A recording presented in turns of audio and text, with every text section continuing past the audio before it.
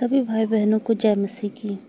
कोई मनुष्य दो स्वामियों की सेवा नहीं कर सकता, क्योंकि वह एक से बैर और दूसरे से प्रेम रखेगा। वह एक से मिला रहेगा और दूसरे को तुच्छ जानेगा। तुम परमेश्वर और धन दोनों की सेवा नहीं कर सकते। बाइबल में प्रभु यीशु मसीह ने इस वचन को कहा है और वचन हमें बताया गया है कि कोई मनुष्य दो स्वामियों की सेवा नहीं कर सकता।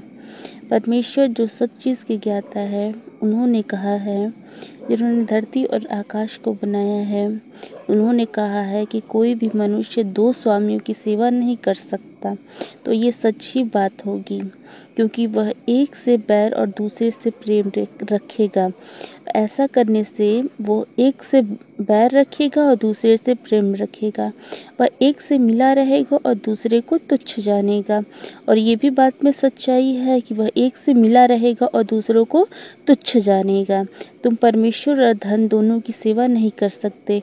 इसीलिए प्रभु यीशु मसीह ने ये 3 उदाहरण देते हुए हमसे कहा है कि तुम परमेश्वर और धन दोनों की सेवा नहीं कर सकते।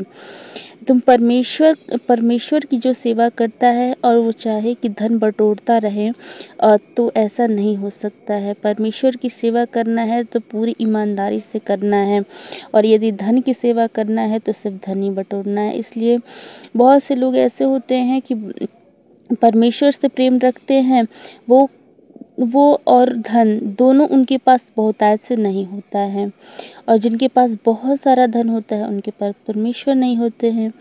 उनको परमेश्वर का ज्ञान नहीं होता है।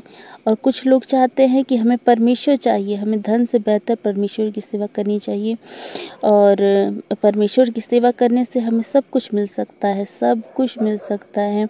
लेकिन धन की अगर हम सेवा ज़िंदगी भर करते रहें और धन ही धन प्राप्त करते रह जाएं, तो अंत में हमें सुख शांति तो नहीं मिलेगी। लेकिन परमेश्वर के पास सुख और शांति और सब चीज़ का चैन है और आनंद है की भरपूरी है।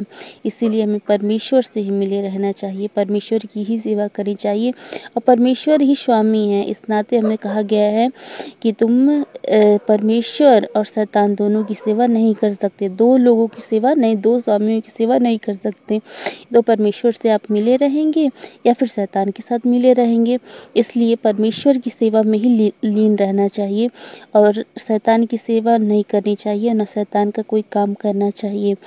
तो क्या धन शैतान की ओर से है और शैतान का सेवा है? लेकिन इसका मतलब यही होता है कि दो स्वामी तो वही हैं, परमेश्वर भी हैं और परमेश्वर हैं। तो परमेश्वर के साथ आप मिले रहिए, और शैतान और उसकी जो कुछ दी गई चीज़ें हैं उनको आप तुच्छ समझिए।